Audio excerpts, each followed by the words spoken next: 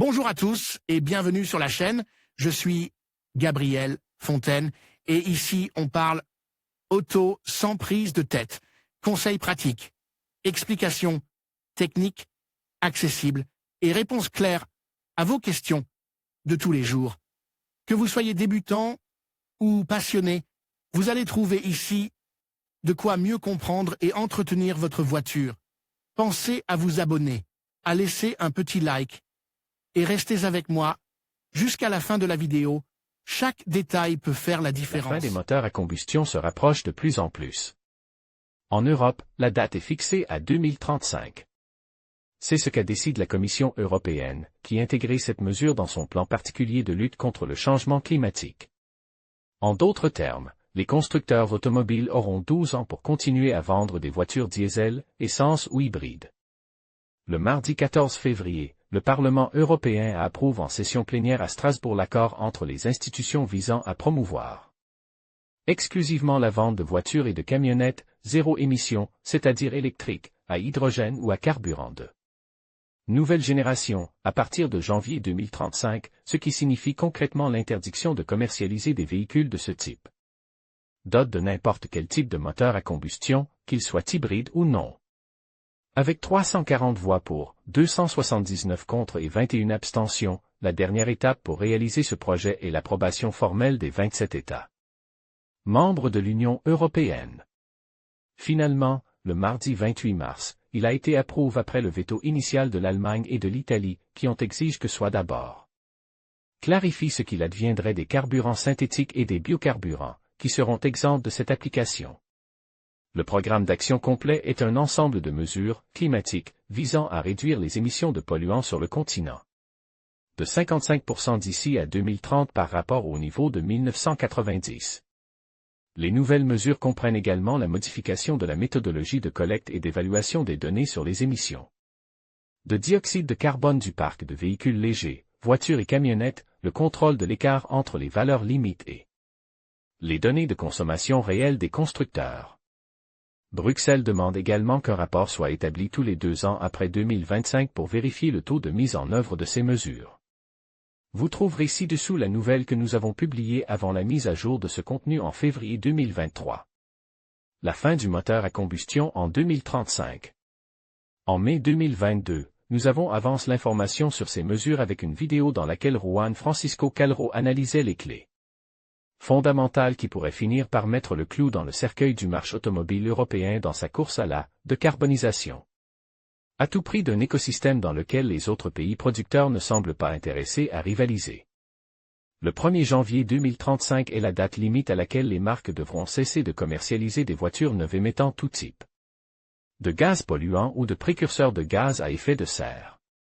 Cela inclut bien sûr les micro-hybrides, les hybrides et les hybrides rechargeables, ainsi que les bicarburants, essence avec GPL ou gaz naturel comprime, principalement.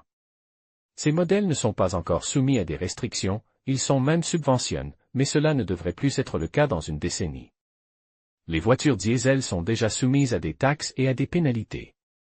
Cette annonce, qui vise à accélérer l'adoption des véhicules électriques comme nouvelle forme de mobilité, tant par les entreprises du secteur que par leurs clients, et à stimuler le renouvellement du parc automobile continental, s'inscrit dans le cadre des aspirations de l'Union européenne à devenir une région neutre en carbone d'ici le milieu du XXIe siècle, 2050. Ainsi, il est prévu que la fixation de cette interdiction 15 ans plus tôt soit réaliste et permette, d'une part, à l'industrie de s'adapter progressivement et, d'autre part, d'épuiser la durée de vie des dernières voitures thermiques achetées par les consommateurs. Par ailleurs, en accord avec cette idée du véhicule électrique comme nouvelle forme de mobilité, l'Union européenne a investi des millions d'euros dans la voiture électrique en Espagne. Les 28 pays membres de cette entité géopolitique devront appliquer cette réglementation sur leur territoire et ne pourront pas légiférer en la matière de manière compétente et indépendante, comme le gouvernement espagnol avait l'intention de le faire à l'horizon 2040 par le biais de la loi sur le changement climatique et la transition énergétique. Malgré l'imposition, l'accès de la population à une voiture privée ne devrait pas être plus compliqué économiquement qu'il ne l'est. Aujourd'hui, plusieurs études indiquent que le coût des voitures électriques diminuera au cours des 5 prochaines années, de sorte qu'en 2026, elles auront la même valeur que les voitures thermiques en termes de taille, de qualité et de puissance. Des restrictions sont déjà appliquées dans les grandes villes dotées de zones à faibles émissions. La mesure n'affecte pas la vente et l'achat de voitures thermiques d'occasion à partir de 2035. Bien que des doutes soient apparus, ces mesures n'affecteront pas, pour l'instant, la vente et l'achat de voitures d'occasion. En d'autres termes, toute personne qui achète aujourd'hui ou dans les prochaines années une voiture neuve équipée d'un moteur à combustion pourra, en théorie, la revendre après 2035 sans aucun problème.